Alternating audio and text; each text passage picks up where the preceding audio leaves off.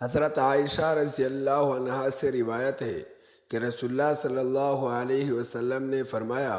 10 چیزیں فطرت انسانیہ کا تقاضا ہے۔ نمبر 1 مونچھیں کاٹنا، نمبر 2 ناخن تراشنا، نمبر 3 انگلیوں کے جوڑوں اور پوروں کو اچھی طرح دھونا، نمبر 4 داڑھی پوری رکھنا، نمبر 5 مسواک کرنا، نمبر 6 ناک میں پانی چڑھانا یعنی ناک کی صفائی کرنا، نمبر 7 بغلوں کے بال اکھیڑنا، نمبر 8 شرمگاہ کے بال مونڈنا، نمبر 9 پانی کے ساتھ استنجا کرنا۔ مصعب بن شیبہ راوی حدیث نے کہا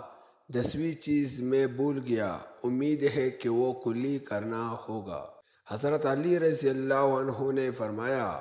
کہ رسول اللہ صلی اللہ علیہ وسلم نے سونا اپنے دائیں ہاتھ میں پکڑا اور ریشم بائیں ہاتھ میں، اور فرمایا